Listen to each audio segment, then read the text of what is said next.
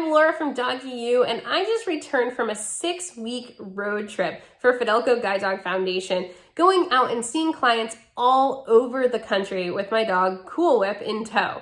So CoolWhip is an Australian Koolie. She's about 5 years old, and she travels with me pretty frequently for my job.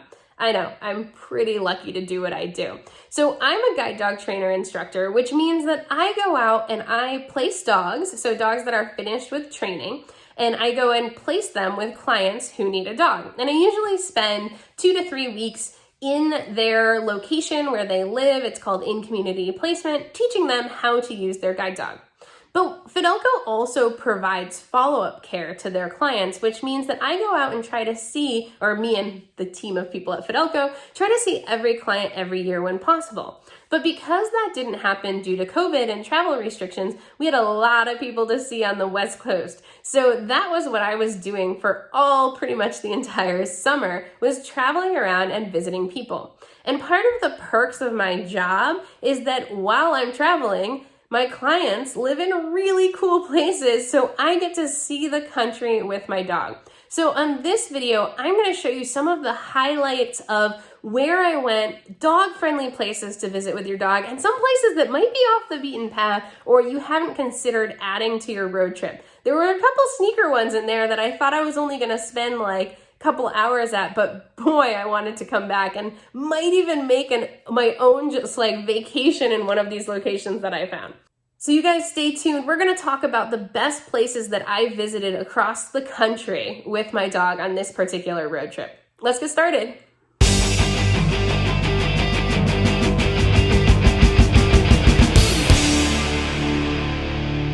So, day 2 of my trip. My engine had a problem. My engine light has been on for like 10 hours. Finally made it to a shop, and the snorkel is nearly cut in half. That's right, you heard me. Snorkel is nearly cut in half. It's some part in the engine. You know I know nothing about engines.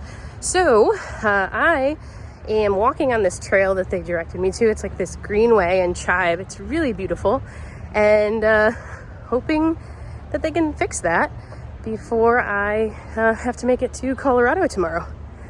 And we're enjoying ourselves. It's pretty hot, but Whip is enjoying the trail and having a little time to cool off in the river and just do dog stuff after being in the car for a couple days, more than a couple hours.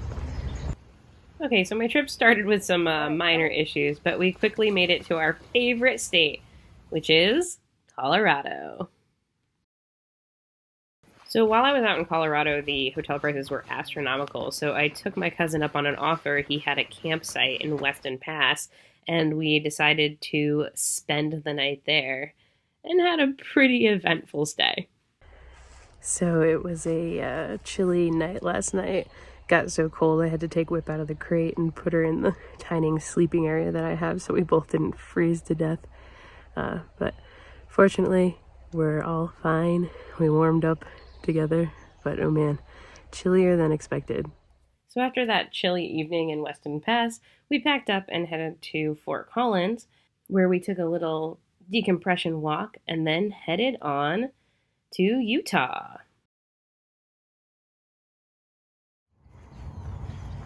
Whip, search. Good girl. So here we are on a decompression walk at Dimple Dell Regional Park, and shameless plug here for my Patreon page. If you're interested in upping your skills and getting a better trail dog like you can see Whip is here, check out my Patreon page at patreon.com/doggyu, where we do a monthly Q&A, answer your questions. There's bonus content, videos, as well as games you can play with your dog to increase their engagement with you at home and on the trail. So check it out. All right, so one of the things I'm super into on the road is finding cool locations to walk my dog that's near my hotel. So this place was only 10 minutes or so from the hotel, and it was just like this beautiful park with runners and other people with dogs, set just with this gorgeous backdrop of the mountains. So we came here about every morning to just have a little stretch of the legs before it was time to work. Right outside of Salt Lake City was this amazing state park called Antelope Island, and we were fortunate enough to be able to visit one afternoon. It's full of bison and very few antelope, though we did find one right at the end there. But these sweeping views were absolutely gorgeous and totally worth the trip. There's even an interactive farm on the property where you can learn all about the history of this very cool state park. Most of the park is also dog friendly, so I highly recommend spending an afternoon here if you have the time when you're nearby. And then we were off, heading down to San Diego to see clients. But when I saw that Bryce Canyon was just a few minutes out of our way on our drive, and they had a rim trail that was dog friendly, I had to check this one off my bucket list. And it was so worth it to see these gorgeous views that rival any canyon I've ever seen. There was also dog-friendly national forest land right outside of Bryce Canyon if you had a hiking itch. But we were on to St. George. We were only in St. George for the night, but this is one of those times where talking to the hotel staff really paid off. They pointed us to Pioneer Park, which was this beautiful landscape for us to hike through, and we saw one person the entire time we were there. It was a weekday morning, and boy, was it a gorgeous place to take a walk before we started driving through Las Vegas towards California.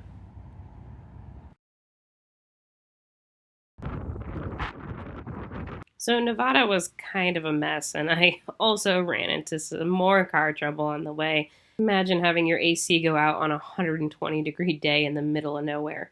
So you can bet we were pretty thrilled to make it to California to see our West Coast clients.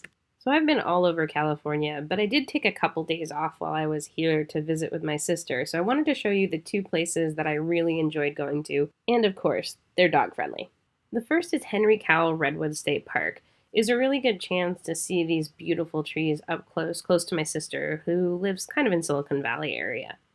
Their highlighted Redwood walk is not dog friendly, so you will have to have a friend hold your dog if you want to go see that, but it's really only 20 minutes or so of walking, so it's easy to do. There's also plenty of redwoods in view on all of the trails that you're able to go on with your dog. Lovely park to go to. The next spot was a beach, because who can go to the West Coast without visiting a California beach? This one was called Scott Creek Beach, and once you walk down a little ways, there was no one around, even on a weekend. We were able to explore, have some fun, see a sea lion, and really just enjoy the beach together. And we even got to play a little bit. Oh, shoot, before we leave California, I just want to honorable mention this place. So this is in Fair Oaks outside of Sacramento, and it's a trail right by the American River, and boy, is it an awesome place to hike and swim your dog. Okay, heading north to Oregon. No trip to Oregon is complete without a trip to Crater Lake. I'd been there about 10 years prior, but I just had to stop by while I was going through. Crater Lake is so beautiful and blue and vast, and the whole rim area is dog friendly, so bring your little furry buddy along. While I was in Oregon, the hotel prices were crazy expensive, so I actually booked a teepee on a horse farm, which is a really interesting experience for me overnight. I have to say I probably wouldn't do it again. I guess there's a big difference mentally between me sleeping in a tent and sleeping in the safety of my car. But it was a good opportunity to learn more about myself, which is part of the reason I travel. Do you think we should get up, or you want to leave the teepee, or what? Come on, let's get up. So once I was able to get this sleepy head up, it was time to head off to Portland. And outside of Portland is Multnomah Falls. It's a 620-foot waterfall that you can hike all the way up, making it the tallest waterfall in the state of Oregon. And of course, it's dog friendly. We were even able to find a little adjacent river for Whip to take a dip in.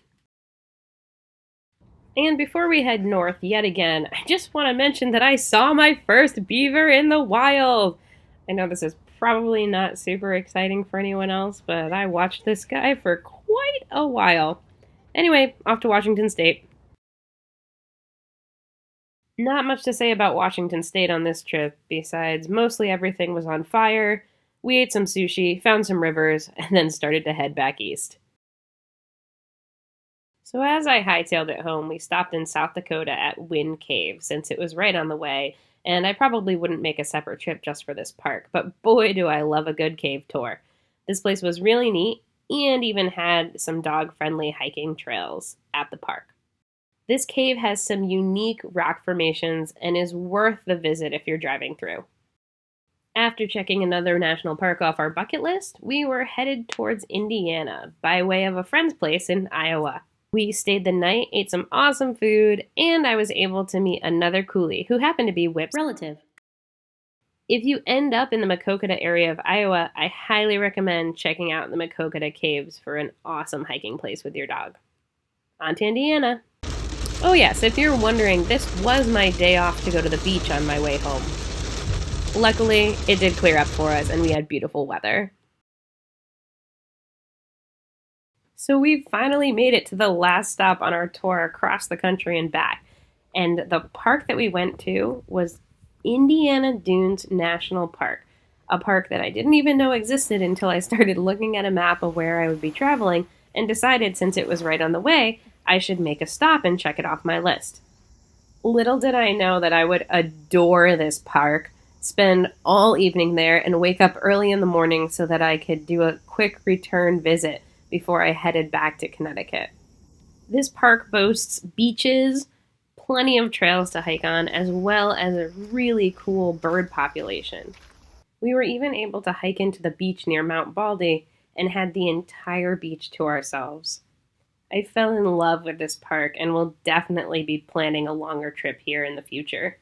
But unfortunately, all good things must come to an end, and after 6 weeks and 10,000 miles on the road seeing clients with my dog, it was time to head home. But don't worry, 3 weeks later, we were back on the road, adventuring together. Alrighty everyone, so those are all the cool places that I got to visit on this particular road trip that you might want to kind of add to your itinerary on your next road trip. If you have questions about the places that I stopped, go ahead and comment below. If you have questions about training your own dog to be able to be a really good adventure buddy, check out my Patreon page at patreon.com/doggyu. Not only can you support the channel for a couple bucks, but you also get access to bonus content as well as live Q&As every month where I answer your questions about training your pet dog, service dog, or travel with your dog. So definitely check that out. Make sure you like this video, subscribe, and hit the little bell button so you get notified anytime a new video comes out. And share it with a friend. All of those things help this channel and help more people get access to all the different types of stuff that we talk about here. So you guys have an awesome day and happy travels. Thanks for watching and stay tuned for our next video. Subscribe now and never miss an episode.